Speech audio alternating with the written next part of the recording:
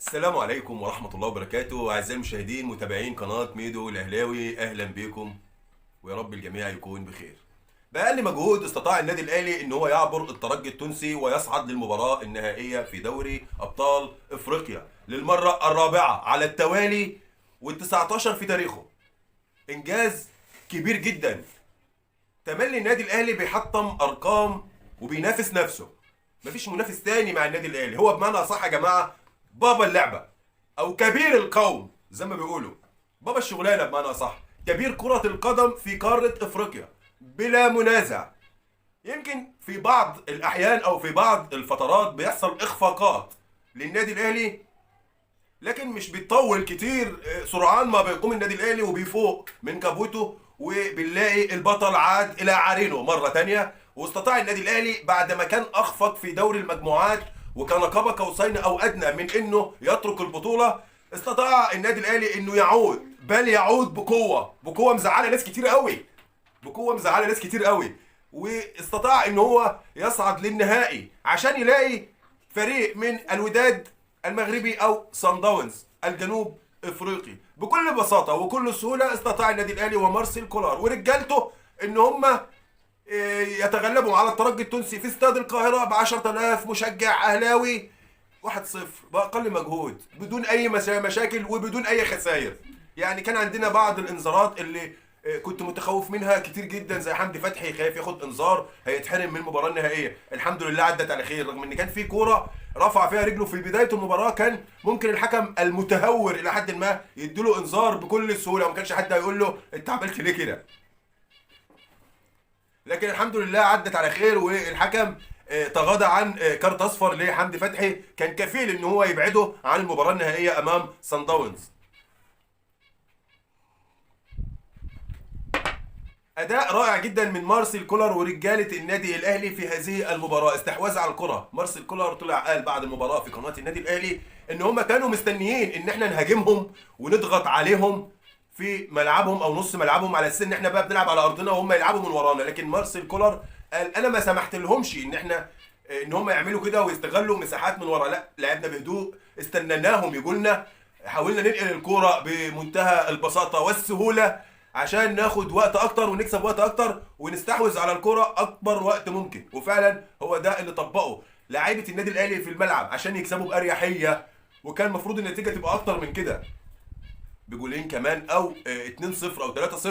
لكن الحمد لله قدر الله ما شاء فعل وطلعنا باقل الخسائر في هذه المباراه واكبر فوز ممكن، وهو صعود النادي الاهلي لنهائي دوري ابطال افريقيا للمره الرابعه على التوالي وال19 في تاريخه. على فكره يا جماعه دي تاني مره النادي الاهلي يصل للمباراه النهائيه 4 مرات ورا بعض، يعني 2005 2006 2007 2008 النادي الاهلي قبل كده. برضو في هذا العصر وفي هذا العهد النادي الاهلي النهارده اهو 23 22 21 و20. طبعا كلنا فاكرين القضيه ممكن. فالنادي الاهلي يا جماعه بيسطر تاريخ. يا بختك يا اهلاوي، يا بختك يا من تعشق التيشيرت الاحمر.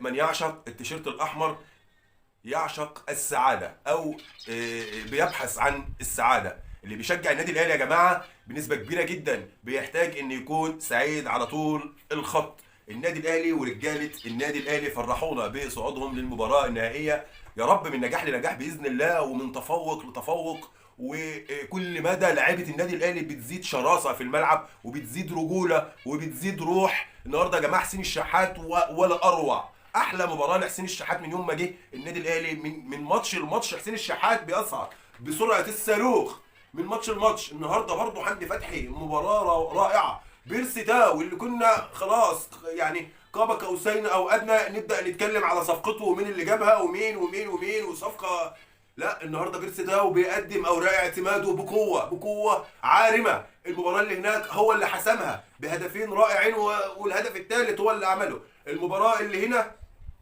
اهو قدم مباراه قويه جدا جدا جدا، وهو اللي اهدى الاسيست حسين الشحات عشان يحرز هدف المباراه الوحيد. وكان بيرسي تاو مؤثر جدا في المباراتين. حمدي فتحي، عبد المنعم. يا جماعه عبد المنعم بيتقدم في المستوى ماتش عن ماتش، مباراه عن مباراه. حتى علي لطفي اللي كان قاعد بره وكان متعان في الثلاجه النهارده بيورينا نفسه وبيقول لنا ان انا اهو موجود، انا اهو معاكم، انا بنزل على طول كل ماتش بس انتوا ما بتاخدوش بالكم. فعلا يا جماعه علي لطفي يعني برضه في كورات قليله جدا جدا لعلي لطفي، لكن تعامل معاها بمنتهى الحرفيه، وكأن علي لطفي كانت رجله في الملعب ما قعدش خالص. ده اللي صدره لنا علي لطفي هذه المباراه. كمان ياسر ابراهيم، ما كناش نعرف ان ياسر ابراهيم شويت او شوتنج بالطريقه دي. صوب تصويبه قويه جدا، فاول على حدود منطقه الجزاء او في نص ملعب الترجي.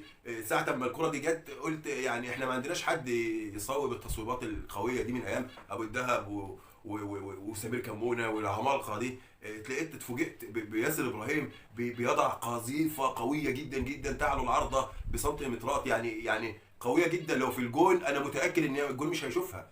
فياسر ابراهيم برضو بسم الله ما شاء الله. علي معلول يا جماعه حدث ولا حرج، الراجل ده يا جماعه بيثبت كل ماتش ان النادي الاهلي احسن اختياره بامانه، بمنتهى الامانه. قال له ديانج بعد ما هبط مستواه الى حد ما بيزيد بيزيد بيزيد. مروان عطيه وكانه ابن من ابناء النادي الاهلي. حتى خالد عبد الفتاح اللي نزل باك شمال مكان علي معلول قدم مباراه، قدم برضه 10 12 دقيقه قويين جدا جدا. مين تاني؟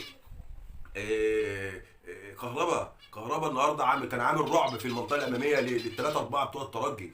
حتى عبد القادر لما نزل برضه كان مؤثر جدا، وطاهر. مش عايز انسى حد يا جماعه، رجاله النادي الاهلي حتى الناس اللي قاعده بره على الدكه كانت بروحها وقلبها مع اللعيبه اللي في الملعب. مفيش حاجه اسمها احتياطي ومش احتياطي. محمد مجدي قفشه اللي ما شفناهوش من زمان نزل وادى وعمل كذا باص وعمل اسيست رائع جدا ل احمد عبد القادر عشان المفروض يحرز هدف مؤكد 100%. لو كيف وش رجله كده للارض كانت على طول هدف، لكن هو رفع وش رجله في السماء. هدف لو كان جه كان هدف تيكي تاكا عالمي رائع جدا جدا جدا من بتاع المان سيتي وبتاع الفرق القويه وريال مدريد. الهدف ده الاهلي عملها اكتر من مره، لكن كان بجد اداء النادي الاهلي كان عاجبني جدا جدا في هذه المباراه.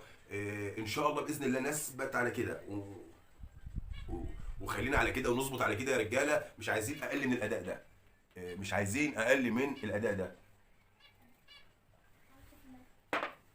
اداء بيعكس صوره لاي منافس هيجي يلعبك ان لا خلي بالك الاهلي قوي، الاهلي منافس قوي. حتى وان كان صن داونز وهو دلوقتي يعتبر صن داونز اعلى فرق افريقيا، هو والنادي الاهلي بكل امانه اعلى فرق افريقيا. النهارده هنيجي نقول صن داونز والنادي الاهلي، او النادي الاهلي وصن داونز الاثنين في كفه واحده، فهتبقى نهائي قوي جدا جدا جدا. محتاجين كل نقطة عرق من كل راجل في رجالة النادي الأهلي. لا يعني ما تبخلش على تيشيرت الأحمر ولا جماهير النادي الأهلي اللي هتأزرك في استاد القاهرة وخلف الشاشات بالملايين بنقطة عرق واحدة، عشان خاطر الجماهير دي والناس دي ما تزعلش. يا ريت بطلب من كل لعيبة النادي الأهلي ما تبخلش بنقطة عرق واحدة من أجل هذا الكيان العظيم. يا ريت في مباراة النهائي امام صن داونز او الوداد، بس بنسبه كبيره جدا خلينا نكون واقعيين ان صن داونز هو الاقرب لانه يكون الطرف الاخر في النهائي مع النادي الاهلي طبعا. فكل رجاله النادي الاهلي مش عايزينها تفقد نقطه عرق، تبخل على النادي الاهلي وجماهير النادي الاهلي اللي بالملايين بنقطه عرق واحده، عشان ربنا سبحانه وتعالى بيدي لكل مجتهد وبيديله على قد اجتهاده. فاحنا نعمل اللي علينا ونبذل كل ما نستطيع من مجهود ومن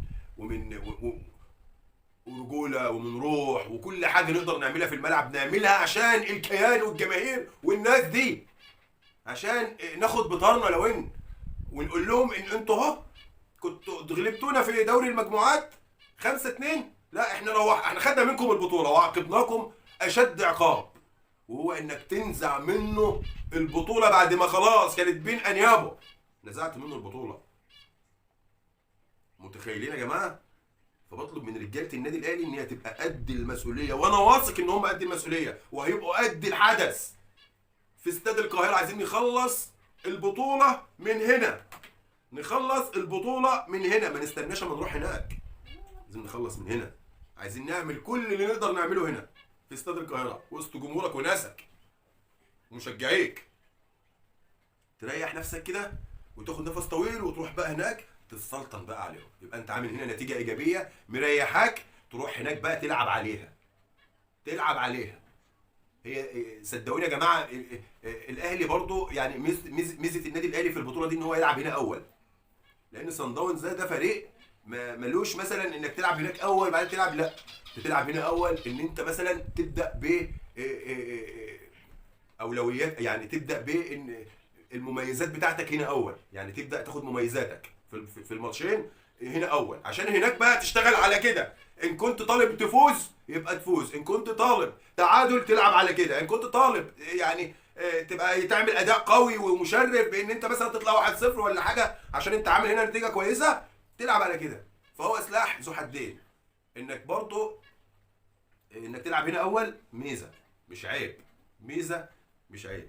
وانا واثق ان رجاله النادي الاهلي هيكونوا قد الحدث وقدها وقدود، ونركز بقى في الدوري الفتره اللي جايه دي، وما نسمعش بقى للهجاصين اللي بتطلع بقى تتكلم وتقول مروان ده لعيب تعبان. وانا بطلب من كل لعيبه الاهلي كده، وكولر ده مدرب معرفش ايه ومالوش فيها، وكل ده ناس قالت على نفسها اصلا ان هم مالهمش فيها. الناس دي يعني هي اللي حكمت على نفسها بكده. فكل لعيبه النادي الاهلي تبعد كده عن السوشيال ميديا الفتره اللي جايه دي، وتركز في ماتشين 3 الدوري عشان نركز في اهم مباراه الموسم ده، وهي مباراه صن داونز الاولى في استاد القاهره. ان قدر وصعد صن داونز للمباراه النهائيه دي، هتبقى اهم مباراه في تاريخ النادي الاهلي هذا الموسم. دي هتبقى اهم مباراه هذا الموسم للنادي الاهلي، او الموسم الجاي كمان. المباراه دي مباراه رد الاعتبار، وانتوا قدها، ولو ما انتوش قدها ما كنتش كلفتكم التكليف ده. رجاله النادي الاهلي قد اي حاجه، وتقدر تعمل كل حاجه، ما تخطرش في بالك وتخطر في بالك. يلا يا رجاله نركز في الدوري عشان ونحافظ على نفسنا، عشان المباراه مباراه القرن بجد. دي مباراه القرن، مباراه صن داونز، مباراه رد الاعتبار. والى مباراه رد الاعتبار، اشوفكم ان شاء الله في فيديو جديد وفي حلقه جديده، ويا رب ان شاء الله اشوفكم على خير. ولحد ما اشوفكم اتمنى تكونوا بالف خير وصحه وسعاده، وفي النهايه شكرا لكم والسلام عليكم.